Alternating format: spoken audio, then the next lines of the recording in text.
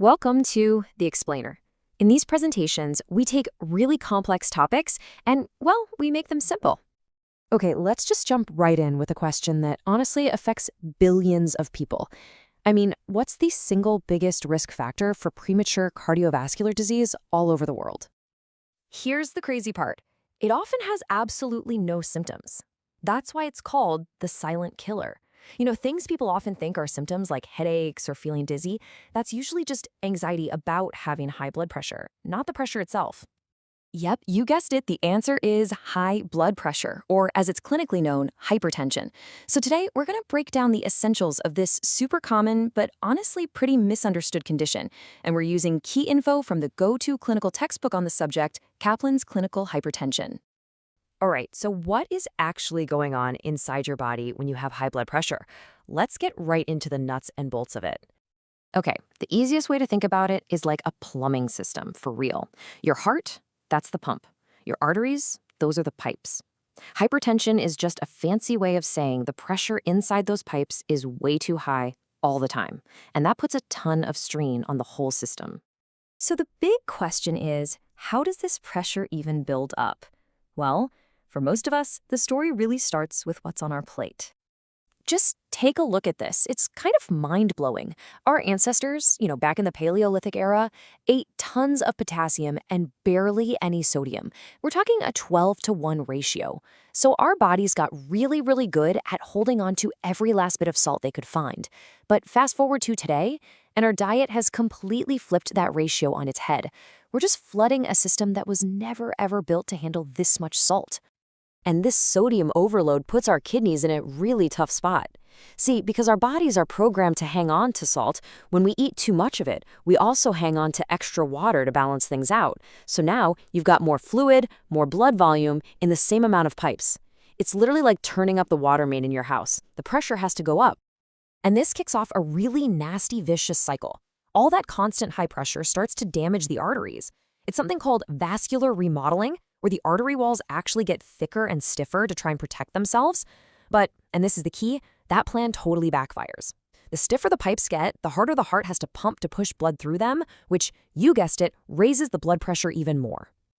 So, because this whole thing is so silent, knowing your numbers is everything. But getting an accurate reading, it's not as simple as just throwing on a cuff and pressing start. It's pretty interesting, actually. Your blood pressure reading can be way higher at the doctor's office than it is at home. It's called the white coat effect. Heck, some studies even show it's higher when a doctor takes it than when a nurse does. And that's exactly why you can't rely on just one single reading at the clinic. Checking it at home over time gives you a much, much more realistic picture. And this really drives home the point that how you measure is just as critical as the number itself. All of these steps matter, but if there's one to really pay attention to, it's cuff size. Seriously, if the cuff is too small for your arm, which is a super common mistake, by the way, you're going to get a falsely high reading. And that can lead to a wrong diagnosis, and you might end up on meds you don't even need. Okay, so here's the good news. For most people, hypertension is totally manageable. It really boils down to two main things: lifestyle changes and, if you need them, medications.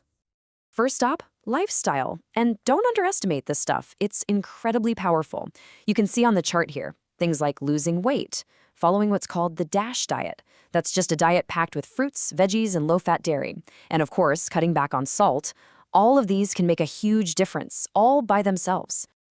Now, if lifestyle changes don't get you all the way there, that's where medications come in. And they're pretty clever. They tackle the problem from different angles. Some, like diuretics, just help your body get rid of that extra salt in water. Others work to relax your blood vessels, basically making the pipes bigger. And then you have others that slow your heart rate down a bit so it's not pumping quite so hard. Okay, so let's wrap all this up. Let's put it into a simple blueprint, a sort of game plan you can use for your own health. Here's what it all comes down to. Managing high blood pressure is something you can actively control. First, you've got to know your numbers, measure it the right way, and do it regularly. Second, lifestyle is your absolute first line of defense, especially your diet. And finally, if your doctor does put you on medication, sticking with it is what's going to protect you from the really scary stuff down the road, like a heart attack or a stroke. But, the book makes one last, really important point. It says that just focusing on individuals is only half the battle. To really tackle this problem on a huge scale, we need to do more than just tell people to change their habits. We need to build a society where the healthy choice is the easy choice. And that leaves us with something to think about. Managing your own blood pressure, that absolutely starts with you. But what's the role of our communities, our food companies, even our city planners? What should they be doing to build a world that actually supports our health, instead of one that kind of pushes us towards hypertension from the get-go? Thank you for watching.